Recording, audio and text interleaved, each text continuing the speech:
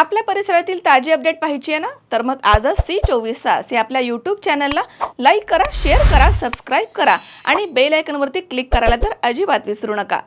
राजमाता जिजाऊ माँसाहेब यांच्या पुण्यतिथीनिमित्तानं सिद्धखेड राजा ते पाचाड या रथयात्रेचे जामखेड शहरात मोठ्या उत्साहात स्वागत करण्यात आलं. या यात्रेच्या माध्यमामधून राष्ट्रमाता जिजाऊ यांच्या विचारांचा आणि कार्याचा संदेश जनसामान्यांपर्यंत पोहोचवण्याचा संकल्प करण्यात आला. तसेच जामखेड शहरामधून ही रथयात्रा जाते हे जामखेडकरांचं भाग्य आहे असे उपस्थित मान्यवरांनी म्हटलं आहे. तर यावेळी भागवतराजे जाधव, प्राध्यापक मधुकर आबा राळेभात, नगराध्यक्षा प्रांजल चिंतामणी, नगरसेविका नंदाताई होळकर, सीमाताई कुलकर्णी, सुमनताई शेळके, नगरसेवक मोहन पवार, तसेच पवन राळेभात, मनोज कुलकर्णी, राजेंद्र गोरे, वसीम सय्यद, शहाजी राळेभात, प्रशांत राळेभात, अवधूत पवार, गुलाब जांभळे, विनायक राऊत, तसेच हरिभाऊ आजबे, अमित जाधव, कुंडल राळेभात, संभाजी मुळे, संभाजी ढोले, तसेच डॉक्टर देवकर, सागर अंदुरे, प्रवीण उगले, अनिल अडाले, सचिन शिंदे, बजिरंग सरडे, तसेच गणेश हगवणे यांच्यासह मोठ्या संख्येनं शिवभक्त या ठिकाणी उपस्थित होते.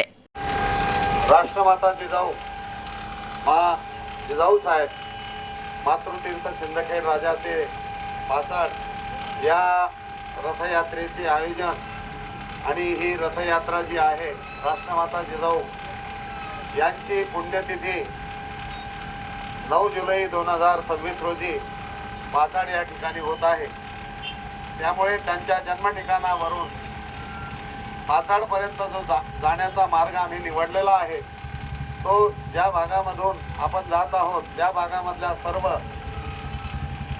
भागातील पुरुषांना, महिलांना, सर्व लोकांना, सर्व धर्म समभाव 18 पगड जातीला एकत्र घेऊन चालण्याचा हा त्यांचा मुख्य उद्देश होता. आणि सर्वांना एकत्र घेऊन जाऊन हा कार्यक्रम सर्वांनी कसा सर्वांगीण सर्वांचा कसा विकास व्हावा हा त्याच्या पाठीमागचा एक उद्देश होता.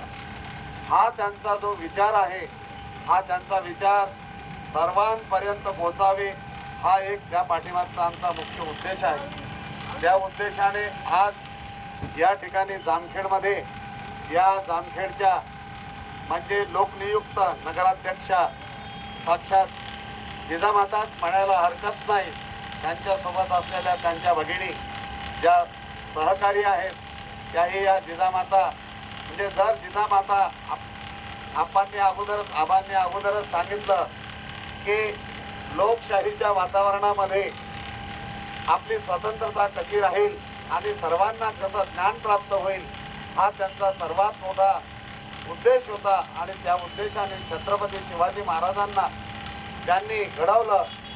छत्रपती शिवाजी महाराज त्यांच्या प्रेरणेने घडवले. आज विशेष सांगावा असं वाटतं की ज्यांना ज्यांना राष्ट्रमाता जिजाऊंचे विचार आवडतात, पटतात त्याला दर्दी माणसं म्हणतात.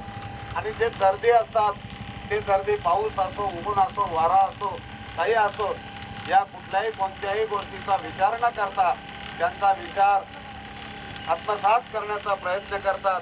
या सर्वांचा या निसर्गाचा एवढा मोठा आपल्यावर एक आनंदोत्सव साजरा झालेला आहे. कारण मी 4 दिवसापूर्वी इथे येऊन गेलो होतो 1 तारखेला, त्यावेळेस कुठेही पाऊस नव्हता. पण आज राष्ट्रमाता जिजाऊ यांचं आगमन या ठिकाणी झालेलं आहे आणि हा जो पाऊस झालेला आहे हा एक आनंद उत्सव आहे.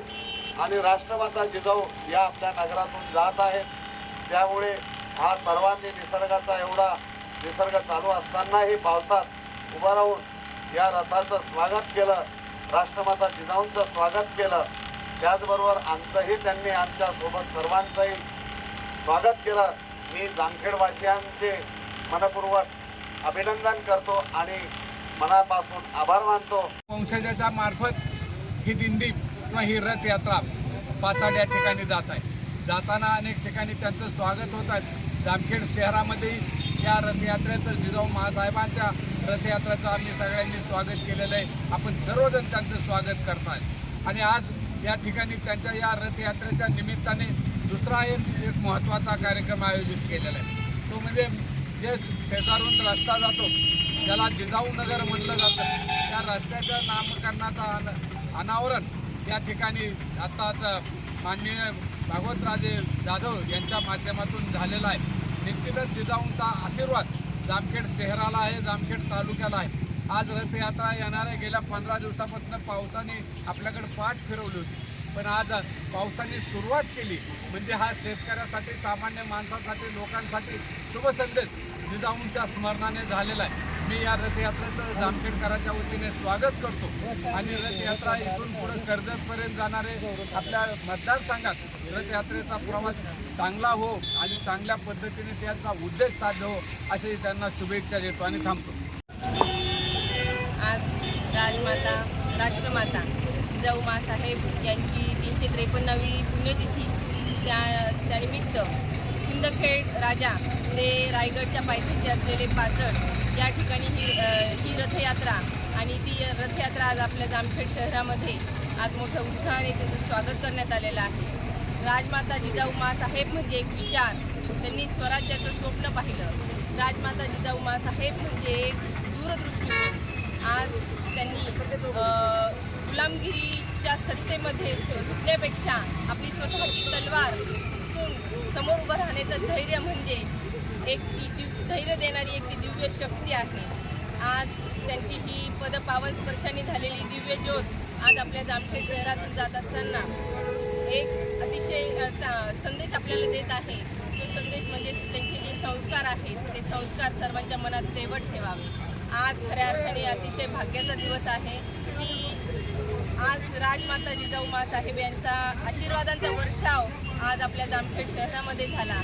त्या खऱ्या अर्थाने मी मनपूर्वक त्यांच्या चरणी कोटी कोटी प्रणाम करते आणि ही रथयात्रा पाचडपर्यंत दरवर्षी सालाबादप्रमाणे आपल्या जामखेड शहरामध्ये आली तशीच कायमस्वरूपी या रथयात्रेचं आगमन आपल्या जामखेड शहरामध्ये होत राहो आणि हे त्यांनी दिलेले संस्कार आणि संदेश आपल्या जामखेड शहराला खरंच एक प्रेरणादायी ठरत आहे.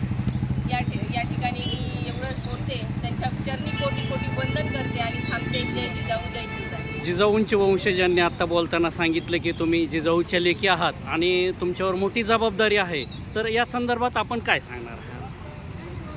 राजमाता जिजाऊ माँसाहेब यांनी त्यांचा विचारच होता की स्त्रियांना संरक्षण आणि स्त्रियांना पाठबळ द्यायचं हा त्यांचा एक विचार. त्यांनी शिवरायांना सुद्धा घडवताना कोणतीही स्त्री असेल, अगदी परकीय स्त्री असेल तरी पण त्यांना आईचा, बहिणीचा दर्जा देऊन त्यांचा मान सन्मान करायचा हे त्यांची शिकवण. आज खऱ्या अर्थाने त्यांनी ही जी शिकवण दिली आणि स्त्रियांना पुढे येऊन काम करण्याचं जे बळ दिलं, आज त्यांच्या प्रेरणेनेच मी जामखेड शहरामध्ये नक्कीच काम करत आहे आणि त्यांचा आशीर्वाद नक्कीच माझ्या पाठीशी आहे. म्हणूनच आज मी इथे उभा आहे आणि यापुढे देखील मी त्यांच्या प्रेरणेने, त्यांच्या आशीर्वादाने जामखेड शहरासाठी विकासासाठी मी नक्कीच काम करत राहील एवढं बोलते. अशोक वीर, सी 24 तास, जामखेड.